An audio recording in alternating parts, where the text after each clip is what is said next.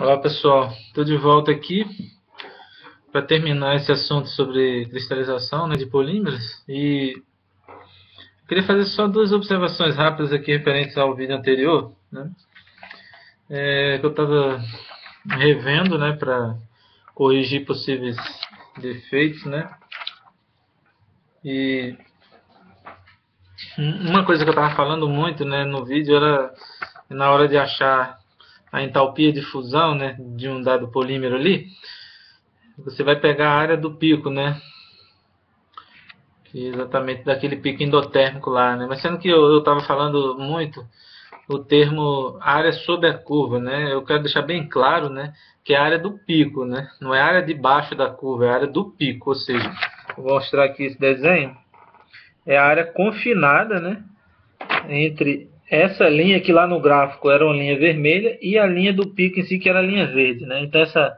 parte que está aqui, né, riscada, né, seria a área de interesse, né?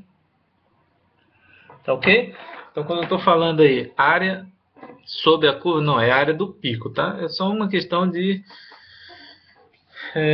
expressão mesmo, né? Para não ter algum tipo de mal entendido, né? Já que a área sob a curva, que de repente a gente usa muito em integral, por exemplo, a gente pega a área que está debaixo da curva, então não seria exatamente aquela ali, ou seja, aquela ali é a área do pico, que é realmente é o que realmente importa para a gente, né, na determinação da entalpia de fusão, tá? Uma outra coisa que é importante chamar a atenção, né, é o fato de, quando eu falo que a degradação por ultravioleta faz com que as amostras cristalizem ou aumentem a cristalinidade, obviamente que a gente está falando de polímero cristalizável, né, de polímero semicristalino, né? Então, é, ou semicristalino, ou seja, cristalizável ou semicristalino. Obviamente que um polímero como PS, né, atático, né, que é o PS comercial, não adianta irradiar que ele não vai cristalizar. Por quê? Porque ele não é cristalizável, ele tem uma estrutura irregular, né? A degradação vai acontecer? Vai, mas você vai ter que medir de outras formas, mudança de massa molar, né, aumento de grupos oxidados, ou seja, aumento de carbonila, aumento de hidroxila, né? E mudança de propriedades mecânicas, né? Mas mudança de cristalinidade não vai ser um dado para o poliestireno. Por quê? Porque ele não cristaliza, ok? Então, era outra coisa importante que eu queria falar, né? E rapidinho aqui, só para mostrar, né? Por exemplo, um mundo real aí, né? Aqui, ó, ensaio de DSC, né? Fluxo de calor, temperatura, e aqui de resina epóxi, né? Mostrando que nem sempre você vai ter uma linha de base toda horizontalzinha, não, tá? Às vezes você vai ter um negócio meio inclinado, né? Espera-se, né? Espera-se sempre que se tenha uma coisinha horizontal ali, mas nem sempre vai ser possível, tá? E nesse caso aqui, só para falar rapidamente, né? Que você vê, por exemplo, nessa linha preta aqui, né? Você tem uma dada linha de base num certo patamar e depois ela muda para outro patamar ali, né?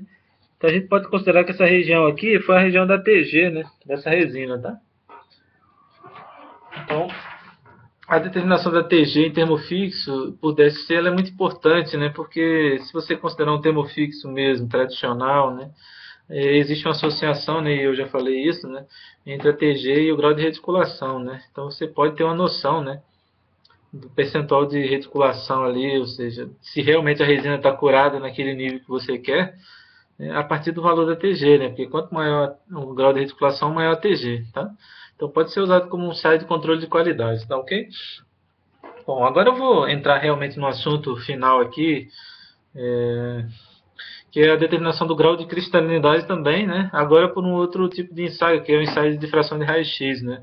Eu já falei aí num vídeo atrás, né? Que a difração de raio-x de polímeros, ela tem uma certa diferença em relação à difração de compostos totalmente cristalinos, né? Como algumas fases cerâmicas e alguns metais, né? E os metais em geral, né? Que você tem picos muito nítidos, né? Muito bem definidos, né? Quando você lida com esses materiais cristalinos, né?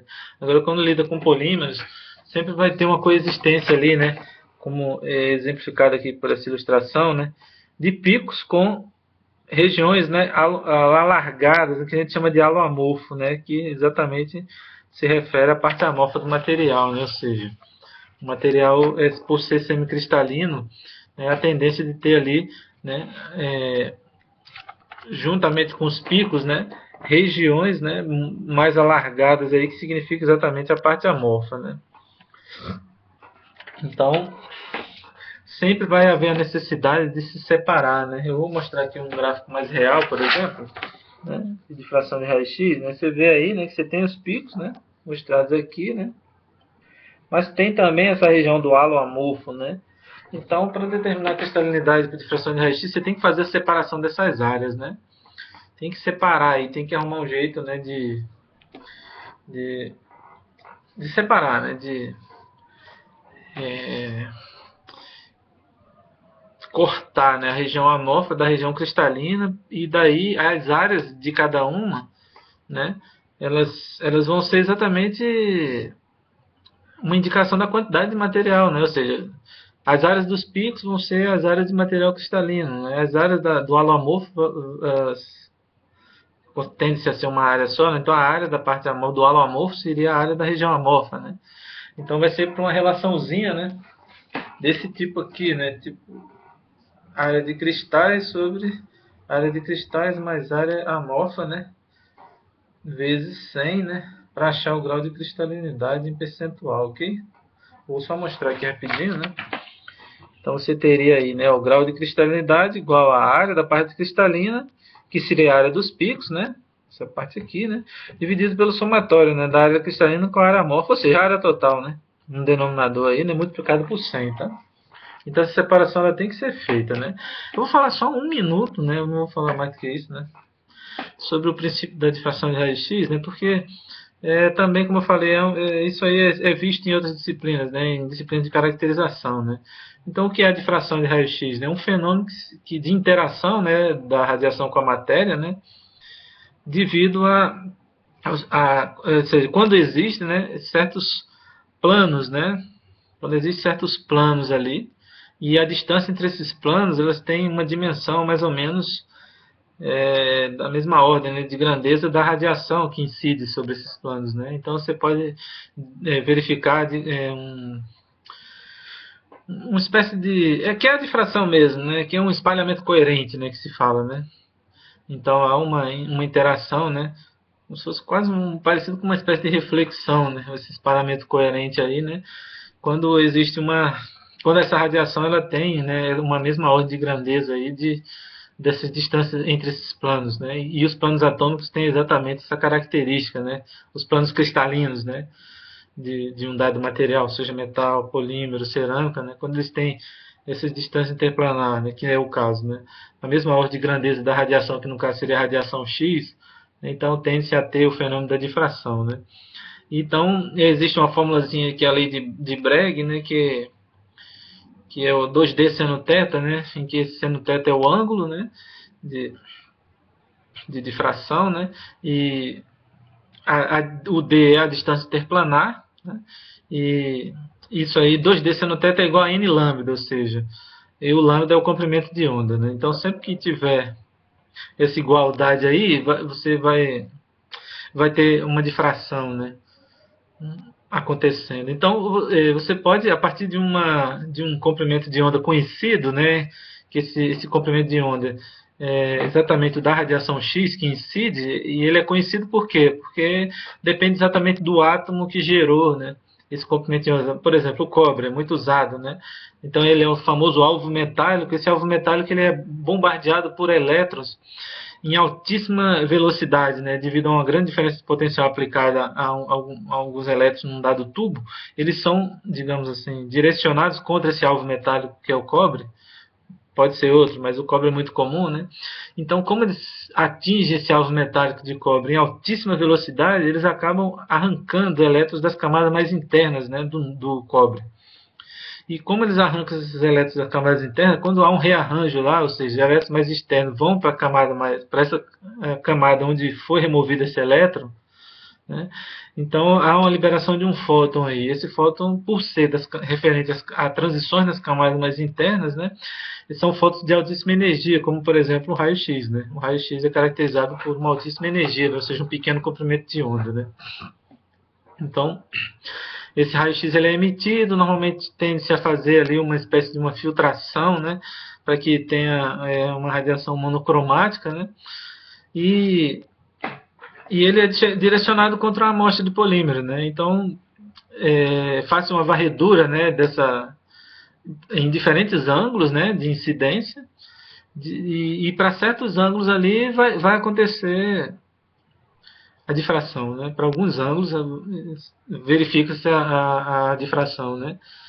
E aí consegue-se, né, determinar, né, a distância interplanar, né? Então, por exemplo, quando a gente fazia lá uma disciplina de caracterização, por exemplo, envolvendo cerâmica, era muito usado para identificar. Você tem N fases ali, tipo de argila minerais, quartzo, sei lá, N fases, né? N tipo de, de compostos, e cada composto você já tinha uma tabela ali que dizia, olha, se a difração for nesse ângulo aqui, que vai ter essa distância interplanar, né? A fase vai ser essa, né? Então você recebia ali um difratograma que tinha os ângulos, né? Então a gente já sabia que para aquele pico ali, ou era uma fase X, uma fase Y, uma fase Z. De repente coincidia, né? Para 2, 3 fases, aí você ia diferenciar. Porque se tivesse aqui, também tem que ter outro, né? Ou seja, tem que ter um outro pico em outro ângulo ali, né? Então é uma ferramenta muito útil, né? De identificação, né? De matérias, de fases cerâmicas, né? Muito mesmo, né? E também, claro, para metais, etc.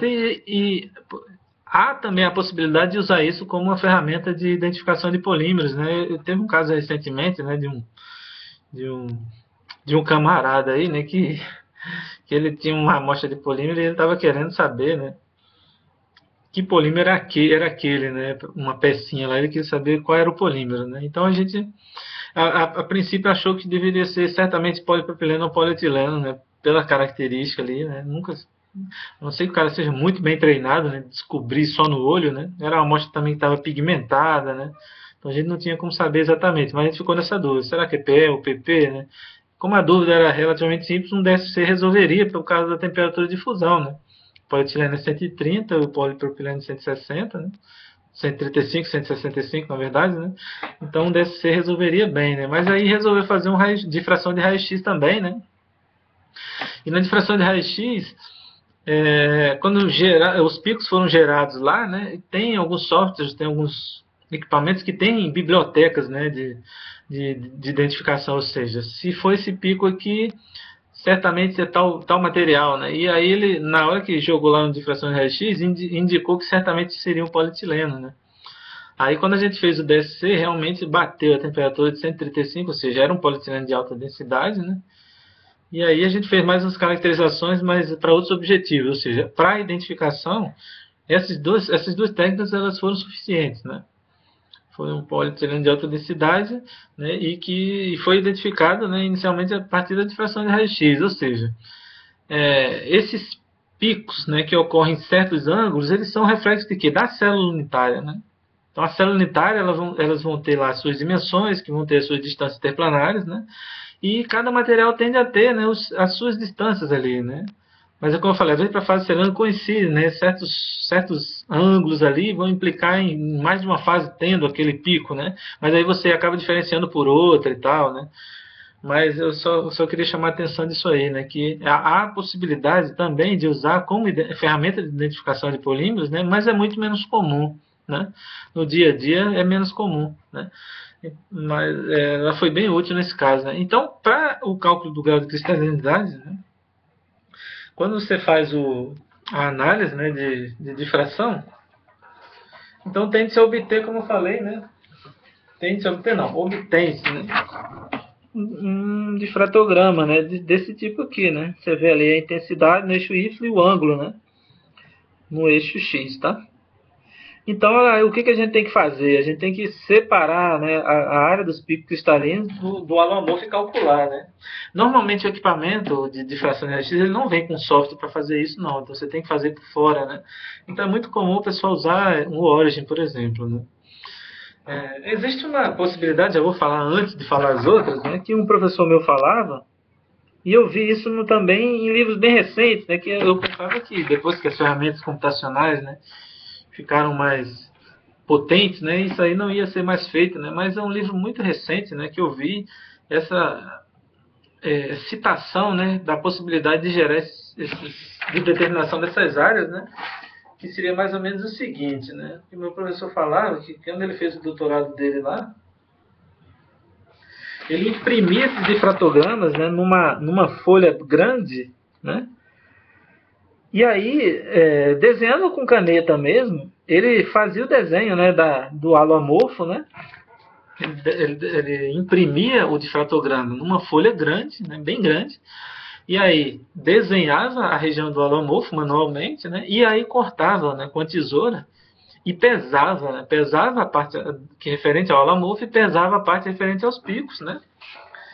E aí usava exatamente a formulazinha que eu mostrei aqui, né? Sendo que em vez de usar a área em si, usava a massa, né? Então aqui era a massa da parte cristalina, ou seja, do material impresso, né, e cortado, e aqui a área da parte cristalina e a área da parte amorfa, que eram, na verdade, as massas, né? Então ele usava isso aí, né? E ele falou que dava resultados bastante reprodutivos, né? Muito, muito bons, né?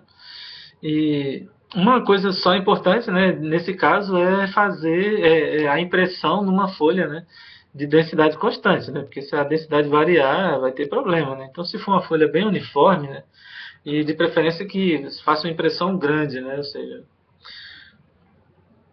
para tentar diluir qualquer erro possível aí, né. Agora, quando se faz mediante softwares, né, sempre se tem uma dúvida, né, sempre se tem alguma dúvida, né, apesar de a cada dia está mais fácil trabalhar com isso, né. Então, por exemplo, tem acho que o Origin mesmo faz isso, né. Então, para desenhar o holamorfo, ele permite que você gere linhas manualmente, né. Então, você sair ligando aqui, né, nessa região, né. Deixa eu colocar mais perto aqui, né. Você ligaria manualmente aqui, né, entre esses pontos, gerando uma região de halo amorfo, né, e calcularia a área, né. Existe essa possibilidade, né. Eu particularmente nunca fiz dessa forma. Na verdade eu nem sei como faz, né. Mas assim, teve uma época aí que a gente teve a necessidade de fazer um trabalho desse, né. Então, por exemplo, para esse difratograma aqui, vou mostrar ele de novo, tá?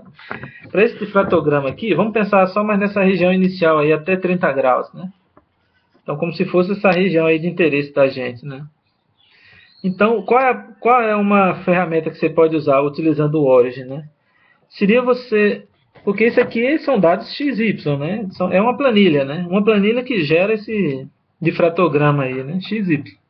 Aí o que você pode fazer para gerar por exemplo, a área total, por exemplo, que seria o denominador. Vamos pensar só essa região aqui. Vamos pensar só nessa região aqui, tá? Vamos esquecer esse resto aqui, daqui para lá. Então, o que você poderia fazer? Achar a área total aqui, que seria o denominador, é fácil, né? É só pegar uma linha de base aqui até aqui e achar a área total. Então, estaria no denominador, que é o AC mais AA, né? Agora, você tem que achar a área do halo amorfo para separar a parte dos cristais, né? Existe essa necessidade, né? Então, uma coisa que a gente fez lá no passado e recentemente também, né? Eu trabalhando aí com o pessoal aí, né? Foi por exemplo, você pegar essa planilha que gerou esses dados até aqui e quando o pico vai sendo formado aqui, então você detecta um aumento muito grande no valor do eixo Y, né? Porque na hora que o pico começa a fugir, ou seja, para um deslocamento muito pequeno no eixo X, você tem um aumento enorme no valor do eixo Y, né? Então você vê facilmente em que local é isso, né, na planilha, né? Então você pode apagar, né? Se você apagar isso, essa região aí que começa a ter altos aumentos no valor do eixo Y, você apagando, e aí quer dizer o que em termos de gráfico? Você está apagando os picos, né? Então se você apaga os picos, geraria uma coisa mais ou menos desse tipo aqui inicialmente, né? Então você vê que ficou um gráfico cheio de buracos aí, por quê? Porque você apagou a região dos picos, né? Então, uma vez apagada essa região dos picos, se você pedir, por exemplo, um ajuste gaussiano, ou mesmo um polinômio, né? Acho que o polinômio é melhor ainda, porque você pode pedir um polinômio de grau 10, de grau 11, ele vai ajustar perfeitamente, né? E no Origin tem uma grande facilidade, porque ele gera uma planilha logo em seguida, ou seja, ele faz o fit, né? Ou seja, ele gera a curva e em seguida já gera uma planilha. Então aí você levando essa planilha para você, aquilo ali vai ser a planilha referente ao Alamorfo, tá? Então só mostrar aqui, por exemplo, nesse caso que eu falei, né? Se você observar, agora tem uma linha vermelha aí, essa linha vermelha foi exatamente o fit, ou seja, quando a gente pediu um ajuste polinomial de 10, ou polinômio de grau 9, 10, eu não sei exatamente quanto foi, né? Então, quando a gente pede esse polinômio, ele gera essa curva aí, sobrepondo, né, e fica perfeito, né? E o legal é que ele vai gerar uma planilha XY logo em seguida. Então, quando gera essa planilha, aí você pode exatamente usar, né, isso aí como a área do alomorfo, né? Então, se você tem a área total, que falei ainda há pouco, e subtrai essa parte do alomorfo, você tem a área de cristalina, que é exatamente o numerador, né? Então, aqui teria, por exemplo, aqui existe uma pequena necessidade, né, de ajuste, né? Porque a gente vê que houve uma pequena... Ele está sobrepondo, né? Na verdade, ele deveria passar exatamente sobre essa parte escura aqui, né? Mas a gente pode ver que está uma coisa razoável, né? Que está uma coisa razoável, tá? Houve um alomorfo aqui, ele está bem razoável aí, né? Então, eu lembro de uma situação aí, uns 8 anos atrás, né? De uma menina, de uma aluna aí, e ela estava com uma dificuldade muito grande, né, de achar, porque o pessoal tinha indicado para ela achar uma gaussiana a partir dos dados completos, né?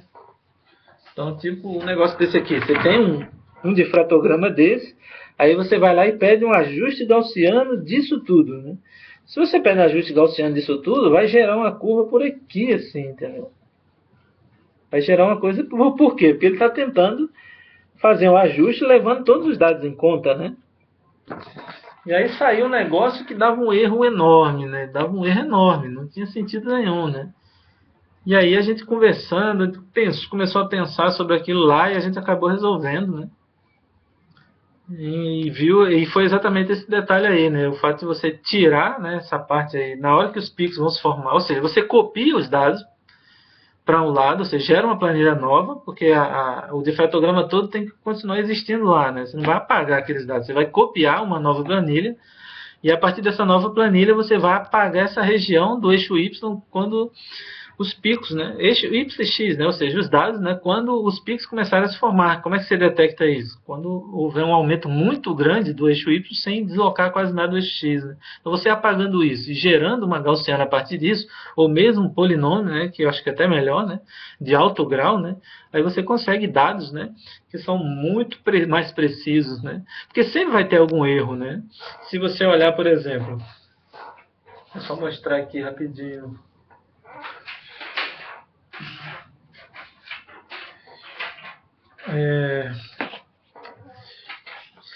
Sempre vai existir algum erro, né? Eu não estou achando aqui o dado agora. Foi o primeiro que eu mostrei, né? Bom, foi o primeiro que eu mostrei aqui, né? Então, o que eu queria dizer assim, sempre existe alguma sugestão diferente de acordo com quem aborda esse tipo de assunto. Porque às vezes a gente pode considerar que os picos eles continuam na região do alamorfo que a gente normalmente considera, né? Então sempre vai ter algum tipo de erro, né? Mas eu acho que o que eu queria passar de principal, né, no cálculo do grau de cristalidade era isso aí, tá? Era mostrar como é que se determina. Normalmente você vai usar um programa e esse programa você pode fazer, como eu falei, apagar aquelas regiões e gerar uma curva, né? Que por sua vez vai gerar uma planilha e ela vai ser exatamente o alamorfo, tá? Então, aquele trabalho que eu falei do polietileno com EVA, né? Isso aqui teria, por exemplo, só para mostrar, né, um resultado do polietileno de alta densidade, né? Você vê que os picos são relativamente bem definidos, né? Que indicam a cristalinidade alta dele, né? Quando foi para o EVA, a gente observa que o halo amorfo ele começa a ser bem mais importante, né? Você vê que os picos já não estão tão desenvoltos, né? Você já tem uma quantidade relativamente grande do halo amorfo, né? Quando foi para o de maior percentual ainda, né? Lá 19% de acetato de vinila, a gente observa que o pico já foi uma coisa muito sutil, né? E o halo amorfo ele está dominando aí mesmo, né? Ou seja, quando vai fazer o cálculo, né, do grau de cristalinidade, né? Então é de se esperar que vá diminuindo e foi realmente o que aconteceu aí, tá? Então foi um outro resultado aí, né? Que foi obtido, né? Usando uma segunda técnica, né? Só para mostrar aqui, né? Os resultados em si, né? Eles deram por difração de raio-x, né? Só do PAD que realmente deu um valor próximo ao do TSC, né? Já no caso dos de difração, a gente obteve valores um pouquinho maiores do que o de DSC, tá? Então isso mostra que você não vai ter exatamente o mesmo resultado mudando a técnica, né? Ou então pelo menos tem que ter algum tipo de fator de correção, né? Eu acho que cabe um pouco até de pesquisa nessa área, né? Para encontrar esses fatores de correção aí, né? Porque dá uma diferença razoavelmente grande, né? De acordo com a técnica que se escolhe, tá? Não é isso? Bem, só para fechar o vídeo mesmo, eu queria falar por fim aqui de um assunto que seria as curvas de módulo, né? Deixa eu só ver se eu encontro aqui um desenho que eu fiz, né? Que quando eu falei da parte dos polímeros amorfos, né? Eu falei de como, né, o módulo variava ali em função da temperatura, né? Então agora eu vou fazer aqui com aqueles 3 polímeros lá, exatamente para manter o contexto, né?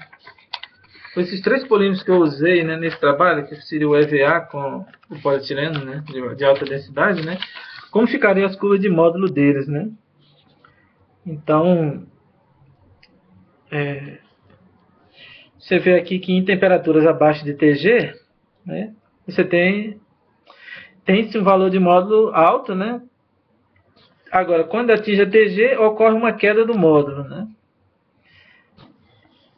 Então, inicialmente, o que a gente pode ver aí, né? Que a TG do PAD seria menor do que a dos outros dois, né?